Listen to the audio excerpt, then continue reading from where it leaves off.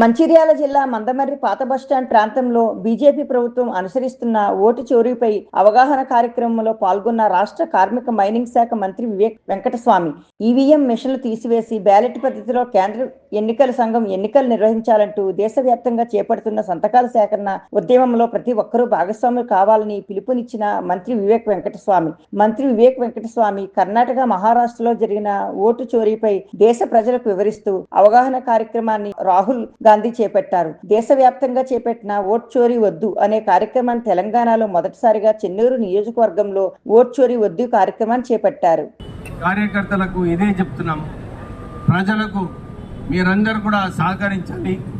మీరు కూడా, ఎందుకంటే మన డెమోక్రసీలో అంబేద్కర్ గారు కాన్స్టిట్యూషన్ రాసినప్పుడు ఈ ఓటు హక్కు ఎవ్వరు కూడా తీయలేరు. ఈ ఓటు వేసే హక్కు మనకే ఉంది.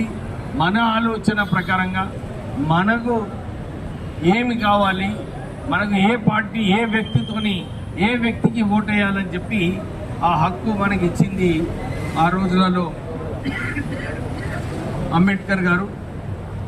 ఈ ఓటు హక్కుని సరిగా ఉపయోగించుకోవాలి. దీన్ని మనము ఏదైతే ప్రభుత్వాలు మంచిగా పనిచేస్తున్నాయా లేదా, ప్రభుత్వాలను పొడగొట్టడానికి, ప్రభుత్వం గెలిపించుకోవడానికి ఈ హక్కు మనకు కాన్స్టిట్యూషనల్ హక్కు అన్నమాట. దీన్ని మీరు చూస్తున్నారు, రాహుల్ గాంధీ గారి స్పష్టంగా ఈ హక్కుని పోయేటట్టు ఎలక్షన్ కమిషన్ చేసింది. చాలా చోట్ల కూడా ఇదే చూపించినారు. ఒక్క ఇంట్లో వందలాది మందిని, ఒక చిన్న 1 రూమ్ టెనెంట్ల బెంగళూరులో ఆల్రెడీ ప్రూవ్ అయింది, 100 మంది ఓటర్లు అక్కడ ఉన్నారని. అంటే ఎట్లా ఎలక్షన్ ప్రాసెస్ ఏదైతే ఉందో దాన్ని సరిగా చేయకుండా ఈ ఓటర్ స్లిప్స్ ఏదైతే ఉందో ఆ ఓటర్ స్లిప్స్ ఎలక్ట్రానికలీ మనకు కూడా చూపించాలి.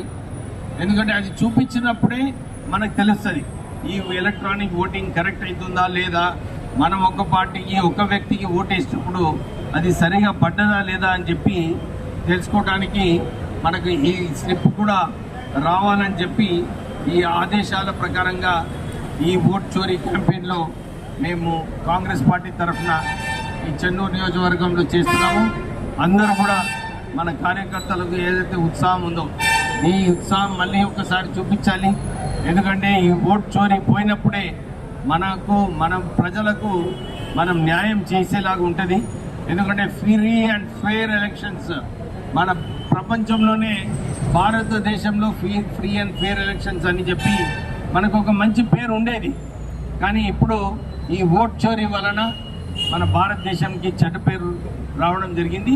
మళ్ళీ దీన్ని తిరిగి మంచి వ్యవస్థ నడిపించేలాగా చెయ్యాలని చెప్పి మనం ఈ క్యాంపెయిన్, ఈ ఓట్ చోరీ వ్యతిరేకంగా ఈ క్యాంపెయిన్ చేయాలని చెప్పి మీ అందరికీ మళ్ళొకసారి కోరుతూ ముగిస్తున్నాను. జై హింద్.